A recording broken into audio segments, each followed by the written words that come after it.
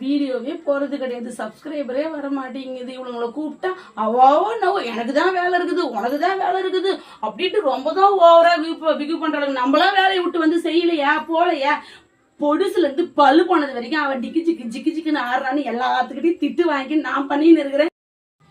Please D, சப்ஸ்கிரைபரே வர மாட்டேங்குது. இப்படியே போனா நிறைய ஆகுது. ஏன்டி இப்படி பண்றீங்க?